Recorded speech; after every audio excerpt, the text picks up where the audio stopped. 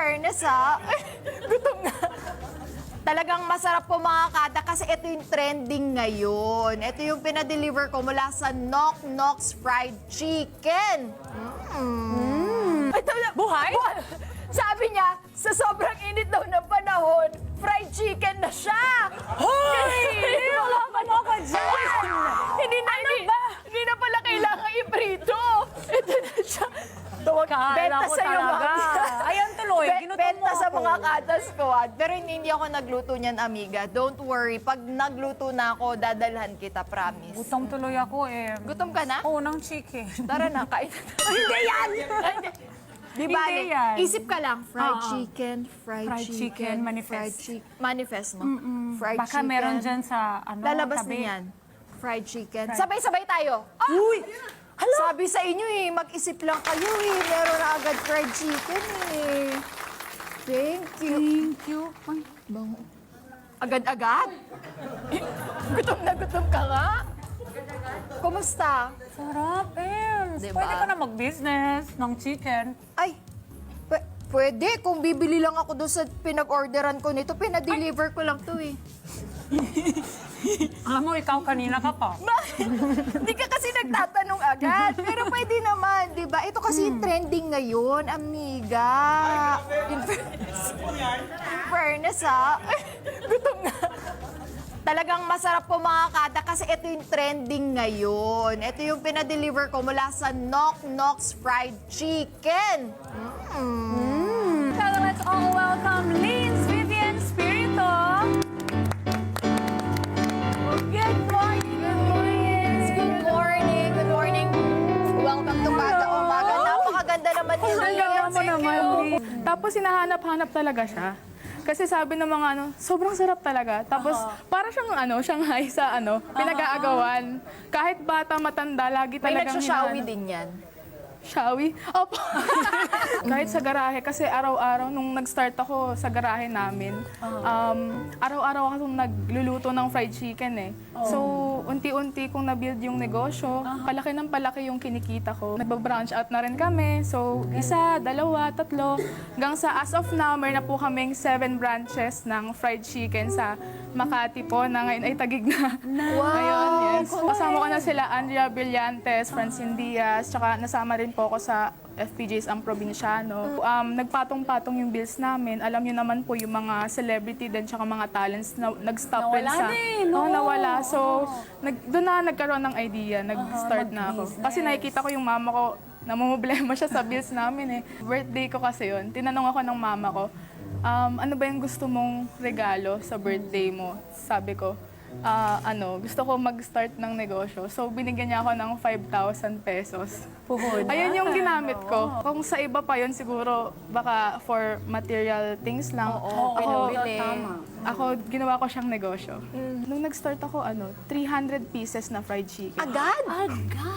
Nakakapag-aral pa nga ako pag nasa pwesto ako eh. Re-review ako kasi kinabukasan, exam week. So, ginagawan ko talaga siya ng paraan. Kasi kahit hindi ko siya minarket social media, nakilala siya kasi dinadayo siya ng mga tao eh.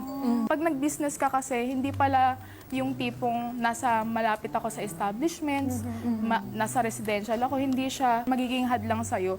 Kasi kahit nasa residential area lang kami. Ano ba yung kita mo doon nung time na yon? Yung sa 300 pieces po, ang gross ko, 10,500.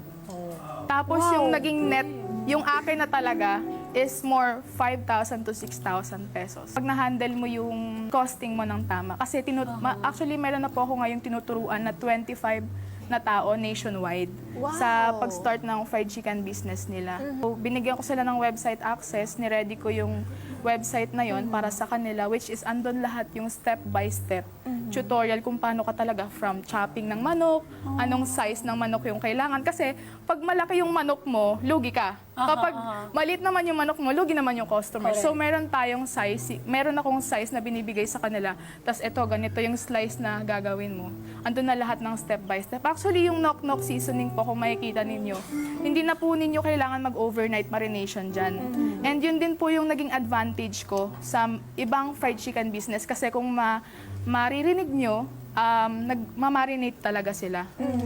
Yung binababad overnight, tas yung iba, kung alam nyo yung procedure ng brining, Meron din ganun. So kami, ang advantage namin, actually kahit elementary student, kayang-kaya magtayo ng fried chicken kasi hindi ka na maghihirap. Kaya nga yun yung nagiging limit ng mga business owners or in general business kasi yung procedure nila mahirap. Ito, easy lang siya. Imimix mo lang siya saglit, lalagyan mo lang siya ng breading for texture and ipiprito mo na siya. Ganun siya kadali.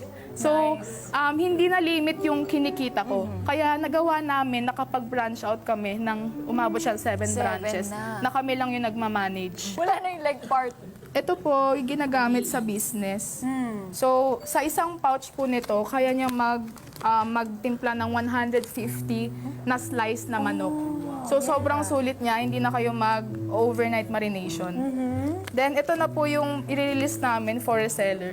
Tuturuan ko kayo personally, personal training. So, natutuwa nga yung mga tao kasi personal ko silang tinuturuan sa fried chicken business nila. Yung iba, meron akong mga naturuang tao, taga Antipolo and taga Pangasinan. Talagang dinayo nila yung aming fried chicken stall para lang maturuan ko sila ng personally. And yung website access po kasi, ando na po lahat. So, hindi na talaga sila mahihirapan. Hirapan. At Sa mga gusto kasi, nationwide na po tayo.